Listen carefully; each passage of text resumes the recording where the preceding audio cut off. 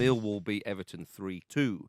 And it's fair to say, if you're a Premier League side in patchy form, the last thing you want is an evening away trip to Millwall in terrible conditions. The last 5 top-flight teams to go to the Den have been beaten. It's super, crazy, isn't it? That place has a reputation, sometimes for worst, and regrettably there are there's allegations about chanting and so on and so forth. There weren't allegations. There were literally videos of them chanting racist, just racist things at the Scousers. So yeah. Right, okay. And there was also a physical incident outside the ground as well. Someone got cut. There was a bit of there was a couple of firms turned up, had a bit of a scrap, and then somebody got proper naughty, got a Stanley knife out and Claret everywhere. Oh, that's out of order, innit? Yeah. It's out of order. Getting a knife in it, bringing a knife to a punch fight. A punch fight? Like a bowl of punch. Everyone has a punch. Either way, it's well, it is pathetic, and we wish all the best to the victim. He was recovery. He was in the fight, I believe. But obviously, that's extremely regrettable, of course, and as you say, it's pathetic and all the rest of it. But on the pitch, we shouldn't take anything away from the Millwall players, because as you say, Luke, the amount of Premier League sides that have gone there in sort of fairly recent years, and Everton are another one, and they play to their strengths, which seems to be handball in there, chaos in the penalty area. Yeah, it's just unbelievable. I mean, that goal, which was Cooper's goal, of course, no VAR at this match, but Neil Harris going absolutely mental when they were playing the goal on the big screen, and everyone could see it was a handball. It's like, would you turn it off? There's no VAR for it. I've got a real bee in my bonnet about this. I don't want to take your USP, Donaldson, but I've got a bee in my bonnet. It cannot be right that if that game was played somewhere else, the geographical location of that game was different, the rules and the laws would have been applied differently. If Everton played that game, if it was at Goodison Park or if it was somewhere else and everything happened exactly the same as it did in that game, Everton wouldn't have gone out. And that cannot be right. You either have to have the laws applied when read the introduction of VAR consistently or not at all. That's why Neil Harris was shouting. He was shouting, "This is not fair. You shouldn't be." Oh yeah, is that right? Yeah, I've got a good one to chalk that goal off. Yeah. Personally, there's no VAR here. What are you doing? You're disrespecting the competition. I don't want to. Surely you guys agree with that? Yeah, I mean, generally, as we know, I'm a fan of VAR, and we broadly disagree on a lot of stuff about it. But I think you're right here. I think it's you've changed my mind on that. It seems you're at a disadvantage based on just the luck of the draw, really. And I do think it's silly. So I mean, how would you feel about it being at the semis and final? Because obviously they're only played at the same venue. So and then obviously VAR is an advantage. Well, I could understand that more, but if it's in the same round, imagine if they had it at one semi-final and not the other. Yeah, because that's essentially what we're talking about here. You've either got to if you're deploying it in the cup in general, it has to be. Okay, maybe third round on. If you've got to the semis or the final, you're in the penthouse. I get what we're talking about is consistency. If the powers that be decide they want to bring it in at a certain point, that's completely different to bringing it in at certain grounds and not at others, because it's almost it feels a bit apologetic. It almost feels like, oh, well, we're just trying this at the moment, so it's not really a big deal. Well, it is a big deal because it affects things really badly, and for a number of different reasons, not least, of course, that Marco Silva's a manager who's a bit under pressure. I mean, this morning he's woken up to a load of headlines in a lot of newspapers saying that he's not improved Everton and not doing very well, and what's he ever done for the game other than get Hull relegated, blah, blah, blah. The reality is, if they're going back to Goodison for a replay, he's got a chance to put that right. Let's move on to another side who scored 3 goals in the 4th round. Manchester United, great game at the Emirates. Yes. That got the 4th round going, it's fair to say. Solskjaer made it 8 wins out of 8. Vintage Manchester United at Arsenal. And to really hammer this home, Solskjaer, with his little baby face, said that they look like a proper team compared to Arsenal. And he said they've been working on counter-attacking, which is something that everybody's been talking about, of course.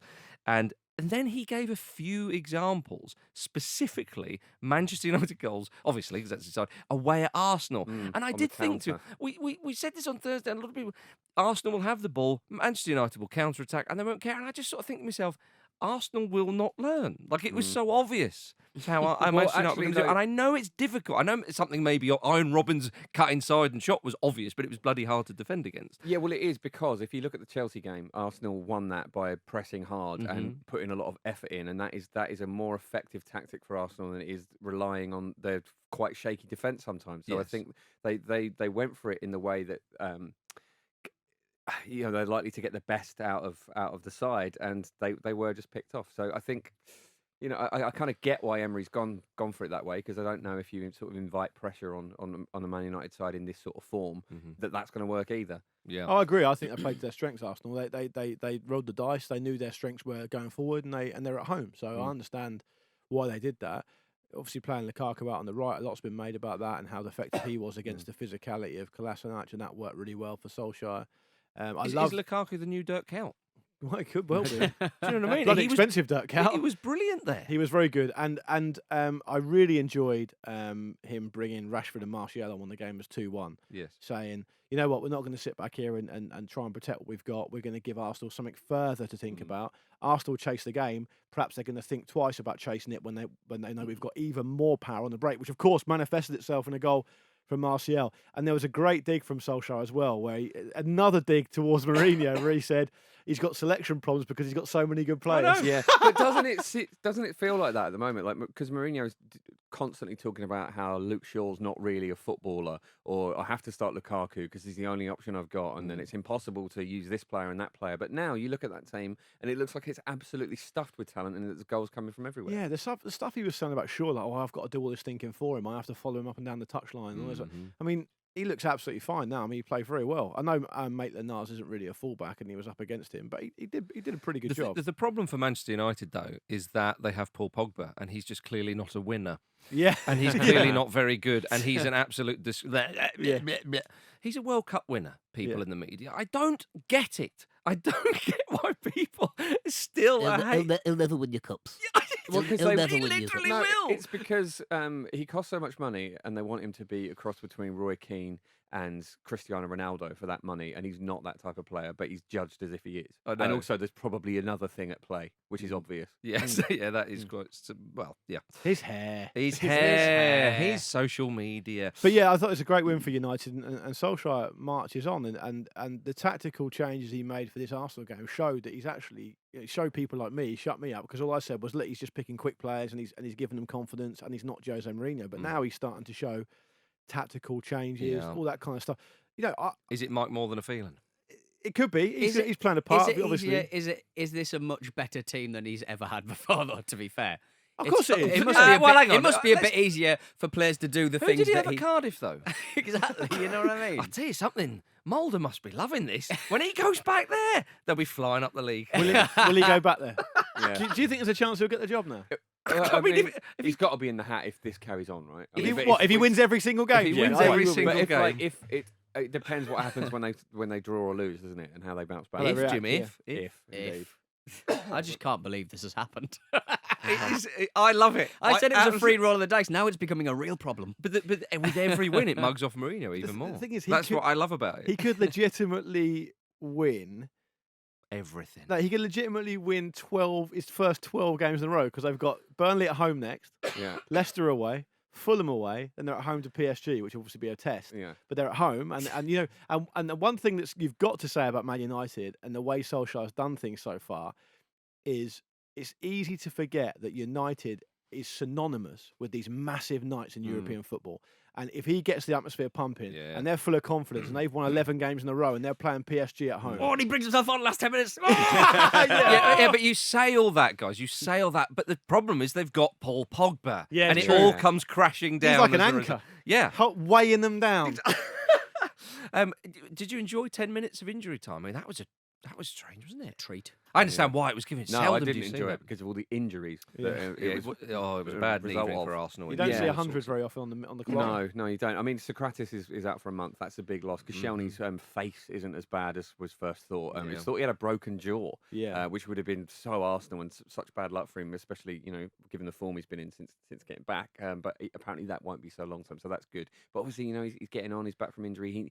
More than anyone, he needs to be rotated, and there's going to be a lot of games coming up for him, sadly. John Coleman was angry. The Accrington manager was far very, not very football, angry. Marcus. Yeah, he didn't take it well, did he? He did apologise the following day for his comments, but he was furious. I thought it was a real shame because I don't think he's got anything to complain about with the red card. No, there were two bookings. You can't throw yourself in like that on a yellow. And secondly, the reason it's a real shame is because Accrington were genuinely really good. And even when they went down to 10. They were brilliant. And I think it's sad because everyone's talking about John Coleman's comments now rather than the team. The team were brilliant. And I think he's so sickened not to go through because I think he felt like that was their chance. It was so close, wasn't it? Yeah.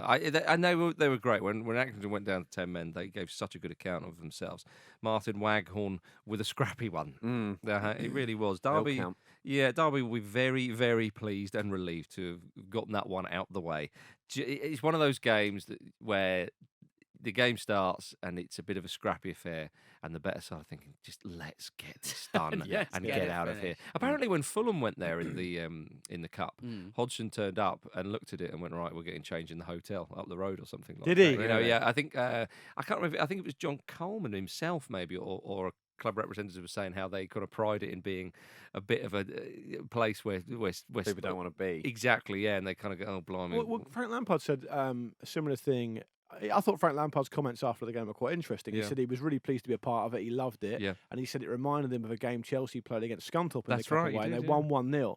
But he said, it was a really difficult game, and we weren't definitely the better team, etc. But Jayden Bogle had the best, most cynical professional foul of the weekend, which basically essentially stopped Accrington scoring, and that's probably in the last minute. Yeah, and that's why Coleman's furious, because a moment like that where they had a chance.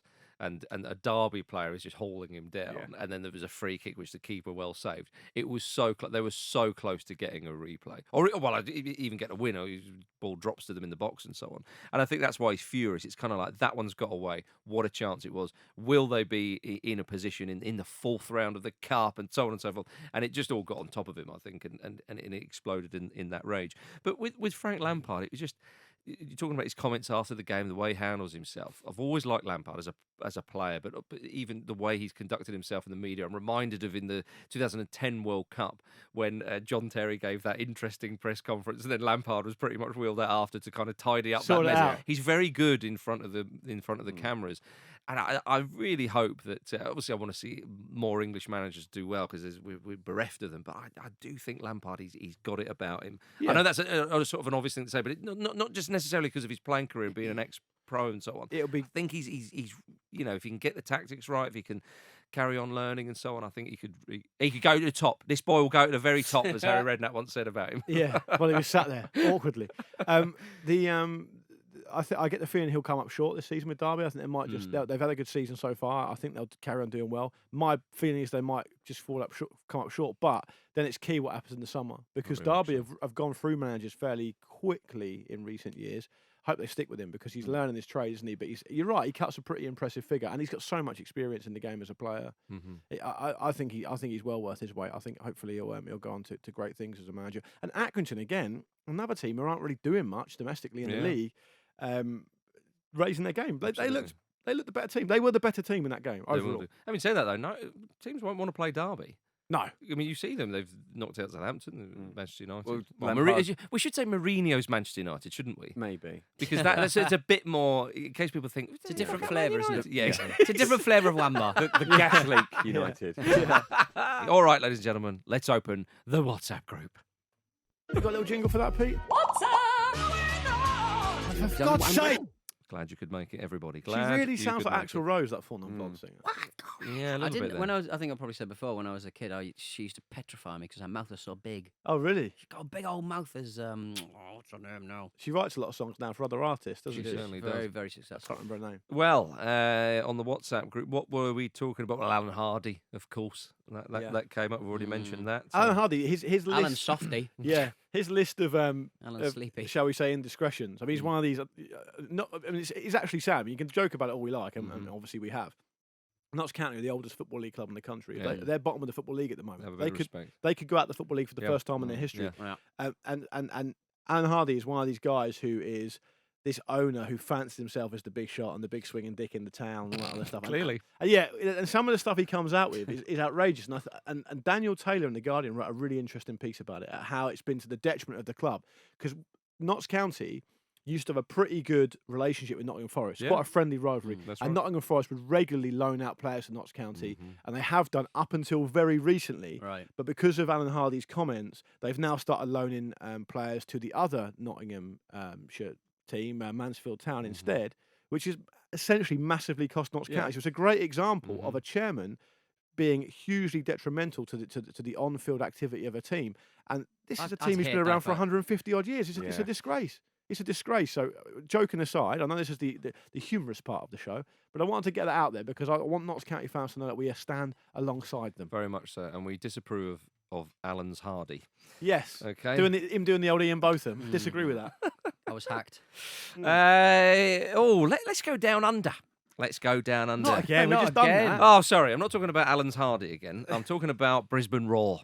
Snatched a very late point against Western Sydney Wanderers on Friday night last week. This was incredible. It was 2-1 to Wanderers. Brisbane poor. It was Brisbane poor. It was. It was 2-1 to Wanderers in the 96th minute with the ball going tamely out of play. And you just think that's it. They've had their last sort of effort. The ball's going out of play. And then what will happen is the goal kick will be booted around to the halfway line. And the referee will blow his whistle. 2-1. Good win. Lovely old job. The goalkeeper, Vedran Janjetovic, for some reason tried to control the ball with his foot. Tamely out of play. There's no pressure. But he didn't commit to the control. No. So he stood. I just keep wafted using a the leg word at it. tamely. It was so weak. It was like he was thinking about something else, wasn't it? And then he realised his body was trying to control the ball. It was a brain fart. It was a brain fart. So he gave away a corner very, very unnecessarily. And you think to yourself, okay, that's annoying. Defend the corner. Of course, the Brisbane Roar scored from that corner. No longer Brisbane poor. Yes, exactly. They snatched a point. Brisbane draw. Brisbane Roar against Brisbane draw against the Western Sydney fucking disgraces. Particularly the keeper. Just every week there's another clip from Down Under where it's just like, stop. Look, if you can't play properly, get out. I think this is their marketing strategy. Yeah, We've heard a lot about Premier League exporting it around the world, using it as diplomatic soft power. We've heard a lot about La Liga trying to emulate the Premier League. Yep. Australia are just saying, look, let's just show everyone how mad we are, and people will love it, and it's working for us. Yeah. You love this sport. We think it's stupid. Our league reflects that. Yeah. Well, let's have a little Asia Cup update, because on the same Friday night, Australia went out to the host nation UAE. Is it a poor night for Australian football? Seems to be. Seems to be. The semi-finals are today and tomorrow. Iran versus Japan. Qatar versus the United Arab Emirates. Team Melli against the Samurai Blue. Yeah. Am I the only person, I've got to be careful how I word this. Am I the only person who saw that Qatar beat South Korea and thought, Not in the UAE. They've got the World Cup coming up. Not in the UAE. Qatar beat Massive South Korea. rival. They hate each other. It stood out as a result. Listen to to what me I'm as well, saying. Luke. Yeah. It stood out as a result. Qatar beat South Korea. Yes. Qatar are about to host the World Cup. Yes. I wonder whether... Okay, and listen to me.